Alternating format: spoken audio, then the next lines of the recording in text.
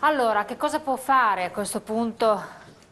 Chiedo a lei, Presidente. Beh, certo, oltre che... Cioè, si sente il racconto sì. della signora. Certo, io credo che quando una persona ha la sensazione di di non essere stato trattato bene, ecco, io credo che ha diritto di chiedere lumi, chiaramente di non subire e quindi di fare, se ci sono violazioni gravi, di fare una segnalazione all'ordine degli psicologi. Nel Veneto appunto è possibile chiamare l'ordine degli psicologi, si trova il numero facilmente e la commissione deontologica valuterà l'operato del Con nostro oggettività, associato. perché poi il timore del cittadino è Ma sempre chiaro, ma questo. uno può essere assistito anche da un legale, io credo che l'avvocato può parlare, cioè nel senso che da parte nostra noi siamo stati votati nell'ordine per poter anche garantire che ci sia uno svolgimento corretto del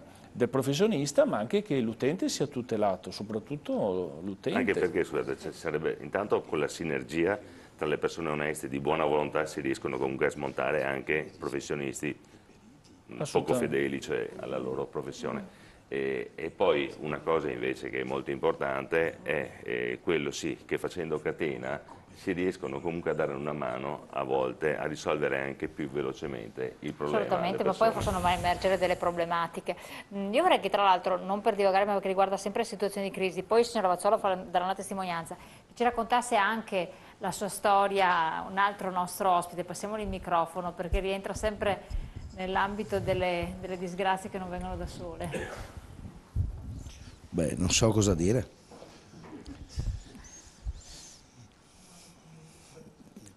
Nel caso mio è lo Stato che ha sbagliato, perché io nel 2007 faccio un'azienda, Prodi dice di fare qualcosa di innovativo, io faccio qualcosa di innovativo, poi l'ispettorato del lavoro mi arriva e crea una nuova professione che non ha contratto di lavoro. Poi tra l'altro sono anche portavoce nazionale Federcontribuenti, insieme con il presidente qui Marco Paganiella ne abbiamo parlato, non esisteva, nel 2014 viene firmato il contratto cioè viene riconosciuta questa figura professionale. Allora avevo ragione io o aveva ragione il Ministero del Lavoro a impormi che i lavoratori che io avevo avessero un contratto che a me costava il 25% in più rispetto alle tariffe che facevo? Ma poi stiamo sempre parlando di situazioni di legalità, questa è la cosa Allora, terrificante, no, nel no, tutto. ma questo è proprio terrificante.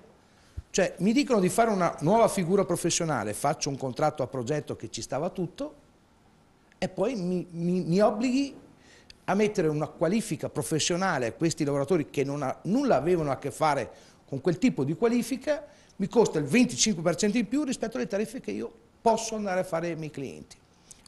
Cosa è Adesso, successo? niente, mi hanno multato, io non ho più potuto pagare, essendo il costo della manodopera superiore alle tariffe, non ho più pagato l'IVA, perché la prima cosa che io ho ritenuto importante era pagare i dipendenti perché avevano delle famiglie, e io incollarmi delle responsabilità come imprenditore che nessuno mi protegge, eccetto la Federcontribuenti, poi adesso dirò anche l'ultima che sto facendo, è l'unica che mi sta sostenendo in una protesta che sto portando avanti Sì, beh, contro il ricordiamo una parere, cosa, attenzione. del Presidente, contro il parere di Mauro tutti. Biolcati ha iniziato uno sciopero della fame da qualche giorno Da per martedì avere la scorso. possibilità di avere un incontro con il Premier Renzi e sembra che comunque è stato chiamato dalla segretaria e sembra Sì, ma che riesca. perché questo l'ho fatto? Perché non vorrei trovarmi nelle stesse condizioni dove dover andare dall'avvocato qua presente, che mi sta sostenendo insieme col suo studio, per farmi riavere anche la voglia di andare avanti, di assumere altre persone. Perché a me mi è scappata anche la voglia di lavorare qua in questo paese. E allora ho iniziato questo sciopero della fame perché Renzi va a fare la campagna elettorale promettendo 80 euro ai dipendenti. Io ho fatto due conti, se do 80 euro ai miei dipendenti netti, poi devo pagarci le tasse, li devo anticipare io a dicembre, io ho 40.000 euro, devo chiudere l'azienda. Non vengono decurtati dalle tasse? No, ma sì, nel 2015, come forse l'Agenzia delle Entrate deciderà di fare. Perché magari Renzi la sua intenzione è anche nobile, ne darei anche 200 dipendenti se Dice Renzi decide di dargliene 200. La sua iniziativa è nobile, ma dietro a lui dietro qualcuno che abbia un'iniziativa anche politica nobile per rispondere a quello che diceva l'amico qui. Dietro c'è una burocrazia che vive dei nostri sudori. Mauro, forse solo la burocrazia, c'è massoneria, c'è mafia, Ma lasciamo stare. Allora io cosa ho fatto? Ho chiesto, attenzione, ho iniziato e alla Gabbia mercoledì scorso l'ho dichiarato pubblicamente in una trasmissione a livello nazionale, nessun imprenditore, nessuna associazione di categoria, nessun politico, nemmeno quelli che stanno facendo la campagna elettorale, sarebbe un vantaggio loro esporsi, nessuno eccetto la Fede Contribuenti, eccetto gli amici della Fede Contribuenti. Allora cosa dico? Ma la Fede Contribuenti non prende soldi dallo Stato, c'è da premettere questo. Allora cosa devo dire questo? Che rispetto anche ai problemi, problemi per i figli, per i minori, l'uomo è solo. Siamo nell'era di internet dove con un clic io arrivo a parlare con l'America, ma poi sono solo. Mi posso stare in mezzo... di Facebook. No, io in questo momento vi ho ascoltati perché io sto intervenendo adesso, ma io mi sento solo. Mi sento solo perché quando esco fuori, quando vado al bar a bere un caffè, perché io prendo dei caffè e delle tazze di tè in questo momento, c'è la gente che mi guarda che sembra un marziano io. Ma questa mia iniziativa non è per difendere me, Biolcati Mauro, imprenditore, è per difendere i miei lavoratori, i miei dipendenti, coloro che alla fine lavorano e io a fine mese faccio i salti mortali per pagare lo stipendio, ma è anche una battaglia per gli altri imprenditori. Io non mi lamento solo, noi facciamo le proposte, io con Marco, quante volte discutiamo Marco io e te, e magari non siamo neanche d'accordo, perché fra di noi è bello, perché non siamo d'accordo, però troviamo una linea che è giusta insieme, perché è giusto essere anche vari. Perché vogliamo fare delle riforme, vogliamo proporre, vogliamo essere propositivi, non vogliamo solo lamentarci, vogliamo essere rispettati nella nostra dignità di persone, di uomini, di imprenditori, perché noi portiamo la ricchezza, gli altri ce la tolgono. No, vogliamo seguire la Costituzione perché ci dicono lo Stato siamo noi, però decidono solo loro. E allora non ho mica capito come fanno i conti, e se siamo noi lasciateci partecipare anche sotto l'aspetto legislativo, che vi diciamo se ci piacciono o meno le leggi che fate, a parte che non ce l'hanno mai permesso, perché c'era anche un famoso detto che se votare valesse qualche cosa ci toglierebbe anche questo tipo di diritto.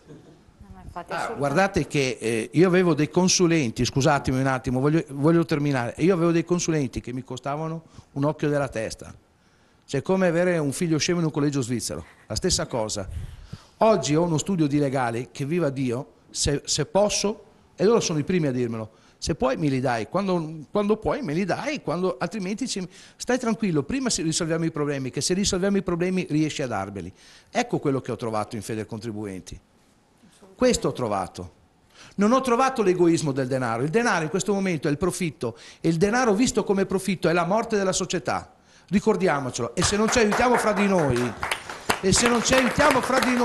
noi siamo morti. Ma l'aspetto della solitudine, del senso di isolamento e di impotenza, perché poi invece in realtà poi le strade si possono trovare, ma tutti insieme, questo è il fatto, è una cosa frequentissima. Oggi peraltro per inciso avevo parlato con dei rappresentanti dell'ANCI del Veneto, quindi dei comuni, hanno dei sindaci o ex sindaci, e rimarcavano questo aspetto qua. C'è rabbia, ma le persone sono isolate, cioè essendo tutti arrabbiati, sono tutti solitari, arrabbiati, e una rabbia, io lo ricordo di psicologi, fine a se stessa, cioè che non porta a niente, sono arrabbiato, batto il pugno, fine.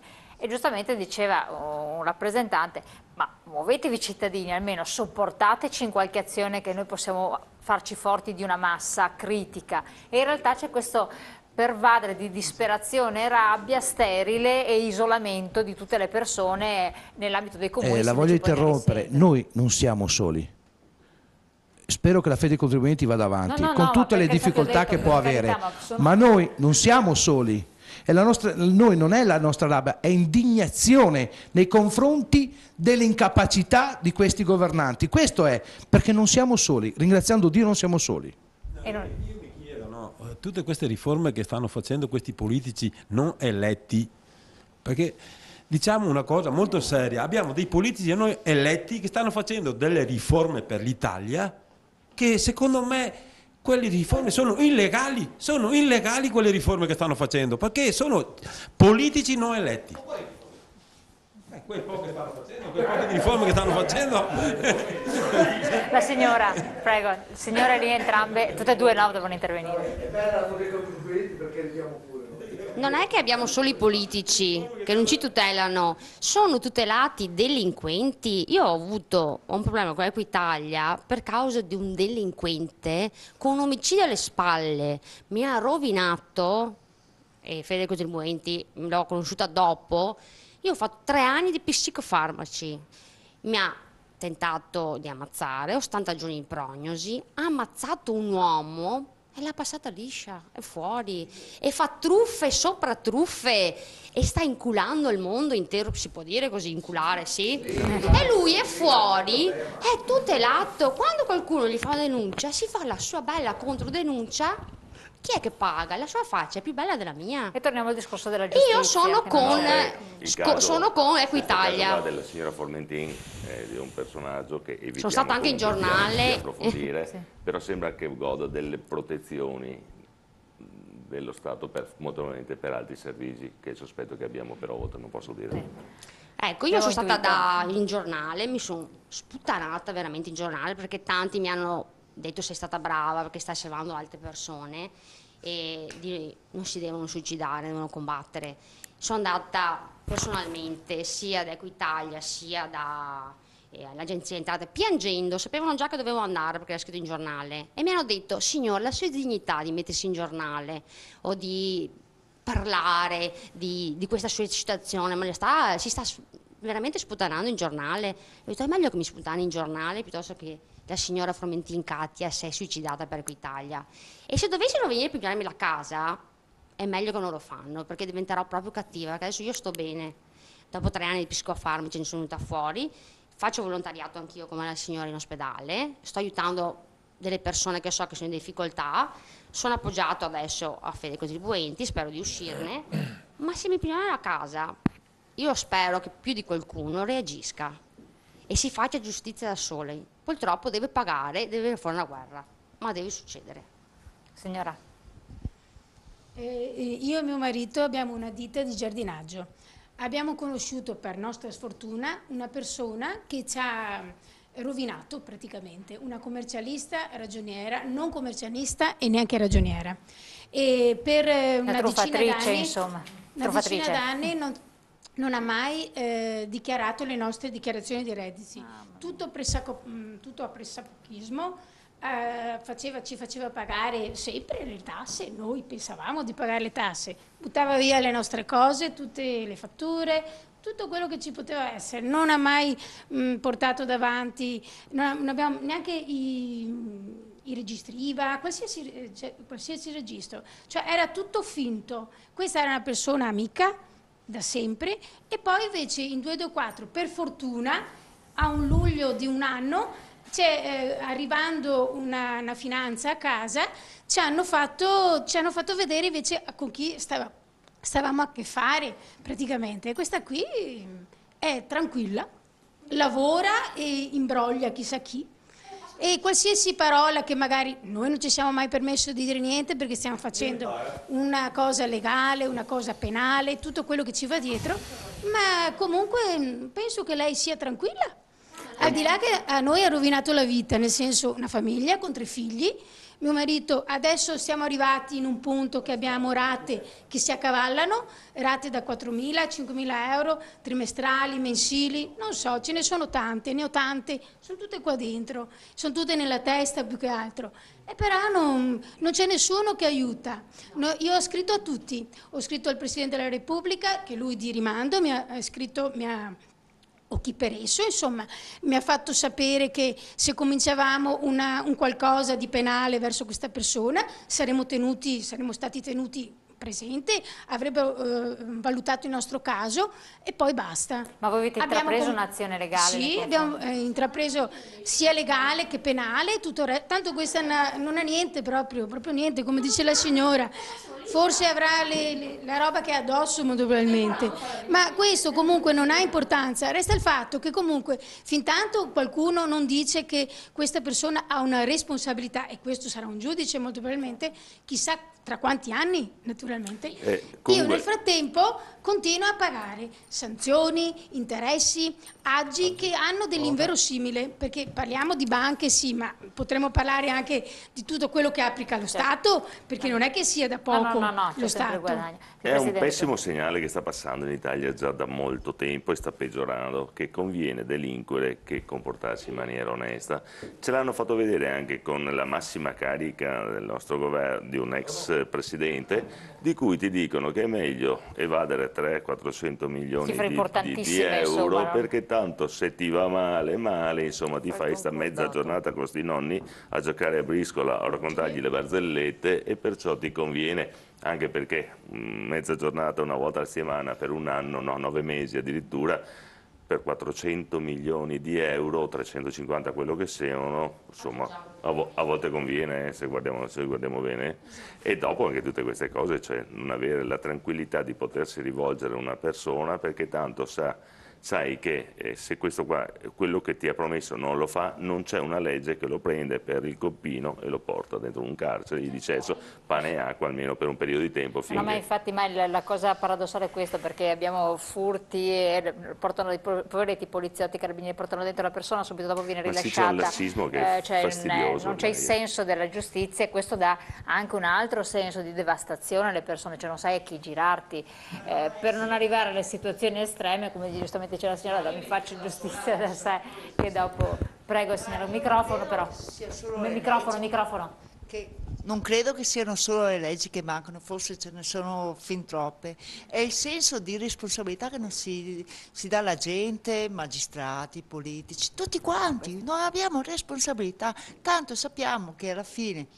quello che è disonesto, alla fine in qualche modo se la fa franca. Ma Maria Cristina ha detto una cosa fondamentale: uno Stato più leggi fa e più corrotto è, perché le leggi servono per mantenere la corruzione. Sì, ma allora, infatti le leggi ci sono, che i romani andavano avanti con 100 leggi. Mi sembra che fossero leggermente più grandini di noi. Infatti, do la parola anche a Razzaro subito, un attimo, se lo dobbiamo andare in pubblicità, assolutamente, quindi pubblicità, pochi secondi, poi le do la parola subito.